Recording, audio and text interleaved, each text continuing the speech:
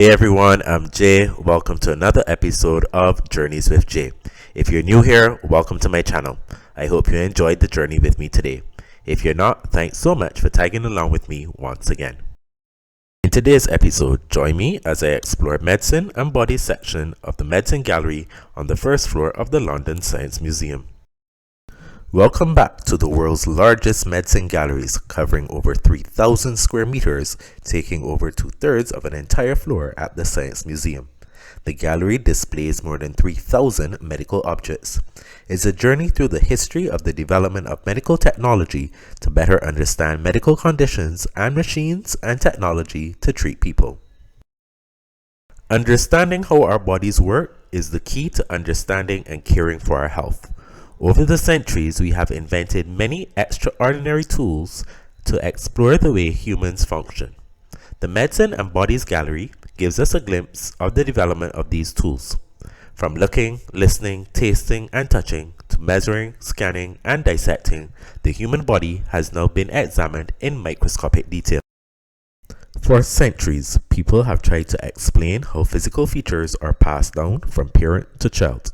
However, we only began to understand the science behind these relationships in the 1800s, when Gregor Mendel's Hereditary explained how characteristics are passed down through generations. These peg dolls were used as a teaching tool to show how hemophilia, a genetic blood clotting disorder, can be transmitted over 3 generations. Women can be carriers, while men usually exhibit the disease. The theory of genetic inheritance was developed in 1866 by Austrian scientist Gregor Mendel. It laid the groundwork for understanding how genetic diseases are passed between generations. This is a collection of stones collected and studied by Kathleen Lonsdale and her team. Stones can appear in many human body parts, and although not life-threatening, can be painful. Lonsdale was particularly concerned by the large numbers of children affected by them in developing countries.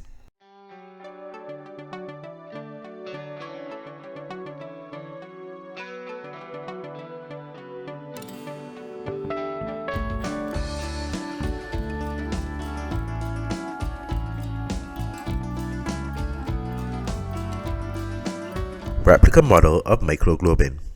With a worm-like appearance, this is a replica of the first model of a protein. The original, made by John Kendrew in 1957, shows myoglobin, a protein that stores oxygen in muscles. The worm represents chains of amino acids, and the disc is an iron atom where oxygen attaches to the protein. Haemoglobin Model 1967. It took 25 years of research for molecular biologist Max Perutz to build this hemoglobin model. His work helped scientists understand how hemoglobin proteins in red blood cells carry oxygen around the body. As molecular model making was a new discipline, Perutz and his team improvised and experimented with different materials. This prototype is made of wood, screws, and glue, which is still visible in places. Dorothy Hodgkin spent 30 years unraveling the intricate structure of insulin, the hormone that helps break down sugars in the body, using X-ray crystallography. Pig insulin is almost identical to human insulin and was used to control diabetes until the 1980s. Hodgkin's breakthrough led to improvements in diabetes care.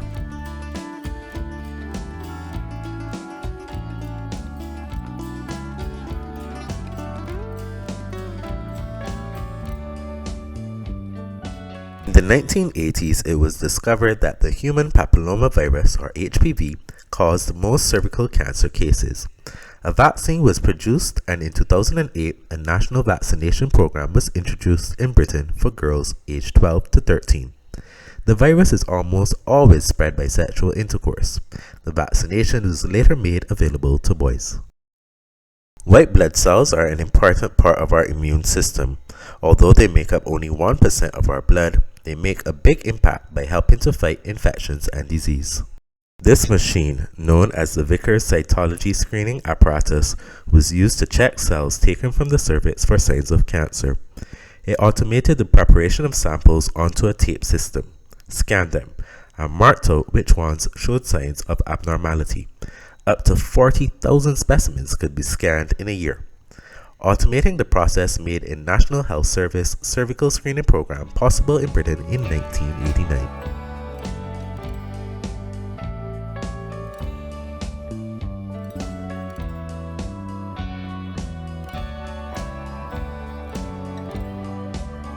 In the 1920s, a way of coloring abnormal cells collected from the cervix, making them easier to identify under a microscope, was developed. This technique became known as the Pap smear test and was used to identify cervical cancer. Cervical cancer was the #1 killer of women, but this technique has saved many lives.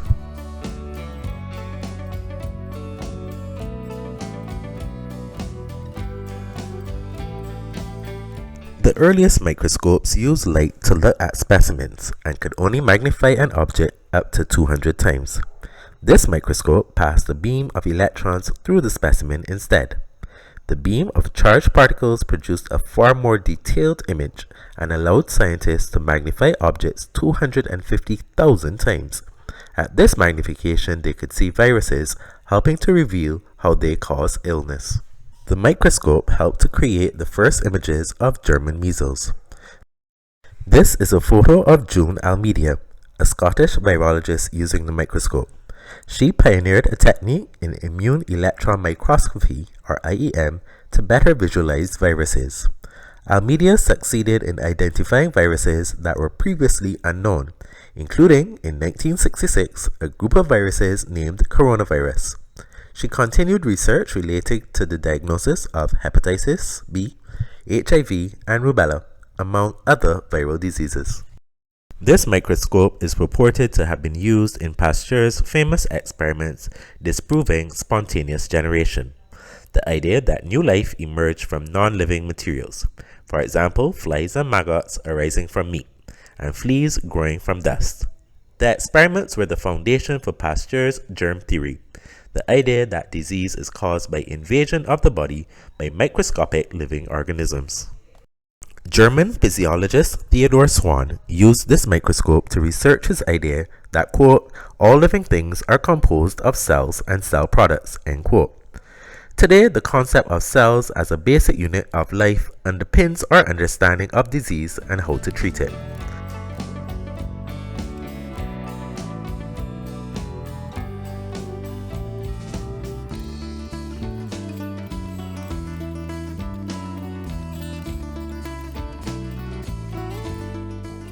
Schwann established cells as the smallest unit of life. It is a widely known concept now, but when his idea was published in 1839, it was groundbreaking and revolutionized our understanding of the human body. Schwann later discovered pepsin, an important enzyme that helps digest food. Dutch cloth merchant Antoni van Leeuwenhoek was the first person to see the microscopic cells of blood, sperm, and bacteria, using a device similar to this one. It worked by placing a specimen on the tip of a screw and adjusting its position to align with a magnifying lens set inside a small hole. By holding the microscope up to his face, van Leeuwenhoek could see the specimen 200 times bigger than life size. This shows the main part of a cryogenic magnetic resonance imaging machine, or MRI. MRI builds up a picture of the human body by using high-frequency radio waves. It is considered to be a safer diagnostic tool than X-rays and is more suitable for soft tissue. Ultrasound was a transformative way to create images of inside the body using high-frequency sound waves. This low-risk technique was pioneered in Glasgow in 1957. The first ultrasound images were recorded on black and white film and were always blurred. By the 1980s, technology had advanced to produce moving images with shades of grey, soon followed by 3D imaging. Ultrasound was an ideal tool to use on pregnant women. Observing the fetus inside the womb helped doctors better understand pregnancy and human development. It is used to detect anomalies and potential risks during pregnancies. Seeing the image before birth can be a powerful way for parents to bond with their child. The key technology for producing ultrasound images is the transducer. It sends ultrasound waves into the body when held against it, and then detects the waves when they bounce back from soft tissue. The reflected waves are converted into an image by a computer. The technique has not changed, although computers have improved images and transducers now come in different shapes for examining different areas of the body. Transducers and ultrasounds can also look for cancers, cysts, and blockages in the liver, kidney, and pancreas. By the 1950s, ultrasound was being used in industry to detect imperfections in metals. Professor Ian Donald thought the same technology could be used in medicine to detect imperfections in the human body. Using this type of equipment, he was the first person to take images of an ovarian cyst, demonstrating the technology's medical potential. Curved transducers are widely used to monitor pregnancy and create the familiar cone-shaped image of inside the womb. Since its invention in the late 1950s, ultrasound has been the technology of choice for observing fetuses. In the 1970s, still images were replaced by moving ones, and by the 1990s, 3D images were possible. X-rays were a vital diagnostic tool during the First World War.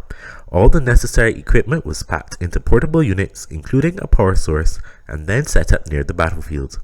The kits were transported by specialist X-ray vehicles, which were often converted cars or cabins pulled along by a tractor. Thanks to these portable kits, doctors could assess and treat the wounded quickly and accurately. Edith and Florence Stoney were sisters who set up X-ray and medical services during the First World War. Both were pursuing scientific careers, but when the war was declared in 1914, they offered their services to the British Red Cross. They were rejected because of their gender. The sisters persevered and set up X-ray units in Belgium, France, Serbia, and Macedonia. Florence was later appointed the first female doctor in an English military hospital. X-rays are a form of radiation and therefore harmful, so operators needed to wear these heavy lead-lined garments for protection. Unfortunately, the pressure to work fast meant they often chose not to wear them. X-rays were discovered in 1895, but the effects of radiation were not fully understood until later. Many wartime medical personnel would ultimately suffer from their excessive exposure to X-ray radiation. Patients stepped into this machine known as an omniscope to be X-rayed. It used counterweights and a motor to position them at a variety of angles to capture different views of internal organs such as the stomach.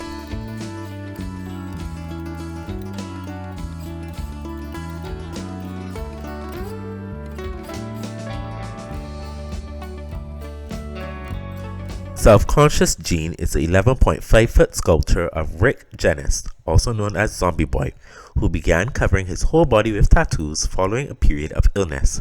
The sculpture mirrors the yearning within humans to understand their bodies. The holding of an encyclopedia of anatomy mirrors our quest through medicine to understand and fix ourselves.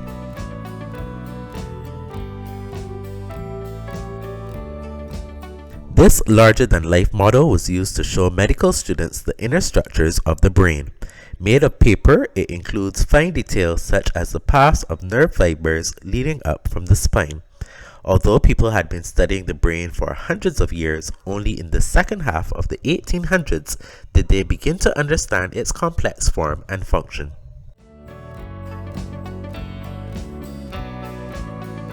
Instruments to measure head and facial angles were used to classify people into types and races, in the mistaken belief that some were more evolved or even criminally minded than others. In the 1800s, ideas circulated that head size and shape corresponded to intelligence and other mental abilities, concepts later disproved. It took years to identify the brain as the organ of thought. But how do you record that activity? It wasn't until the discovery of Electroencephalography or EEG by German psychiatrist Hans Berger in 1929 that the answer came. Researchers used EEG to explore the brain's electrical impulses and understand more about what's happening inside. The new technology was rigorously explored between the 1940s and 1960s. The analysis of electrical wave patterns in the brain revealed new understanding of epilepsy and brain tumor defection.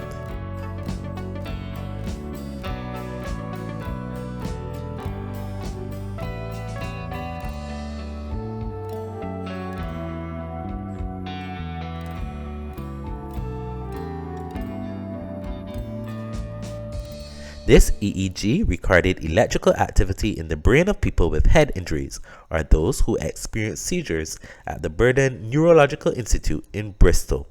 The first person it was used on was then diagnosed with a type of epilepsy.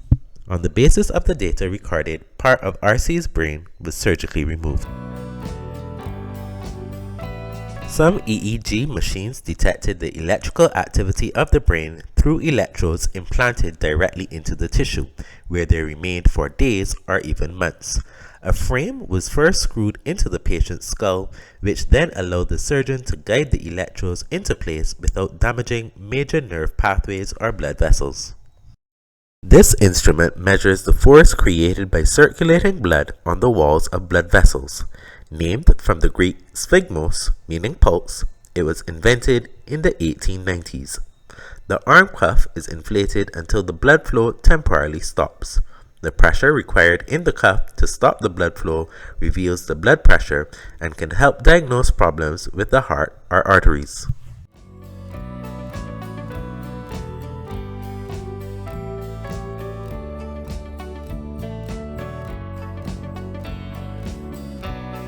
Ever since a national blood service was created in 1946, people have donated blood for transfusions for other people to use. Blood is tested and grouped according to proteins on the surface of red blood cells. It is critical the recipient receives blood compatible with their own, because if not, the transfusion can be life-threatening. Donating blood became widespread during the First World War. At the time, it was thought that there were only 3 blood groups, A, B, and O, but there are in fact more than 35 variations within these. In the 1950s, a simple technique to identify a person's blood group was devised by mixing their blood with the liquid part of different blood groups, the serum. How the blood clotted in different serums revealed which blood group it was.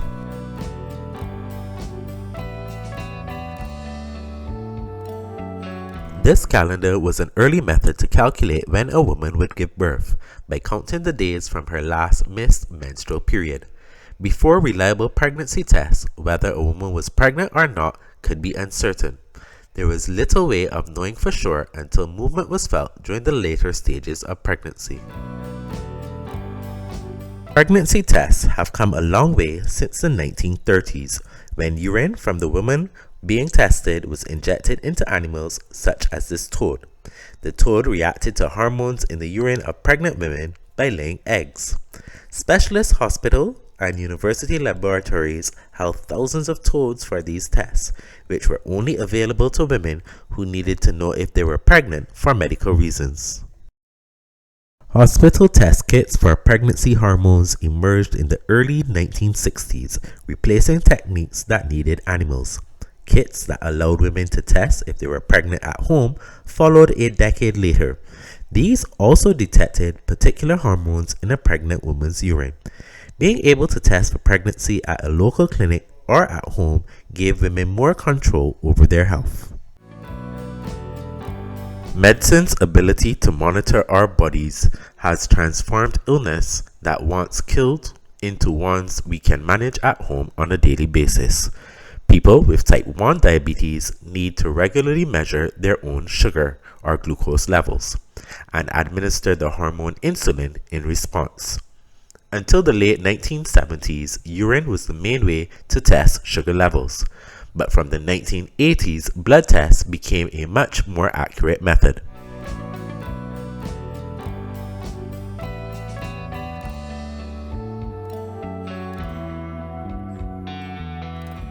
This Da Vinci machine system was used in 2000 to perform the first robotic surgical procedure in the UK. Surgeons sat at the console in another part of the operating theater, looking through two eye holes, viewing a 3D image of the inside of the body, provided by an endoscopic camera on one of the arms. The surgeon's hand movements are translated into smaller, precise movements of tiny instruments attached to the arms of the patient cart. Each of the specially designed instruments has 7 degrees of movement. Our wrist only has just 3. The system also helps reduce the impact of the natural tremor of a surgeon's hand.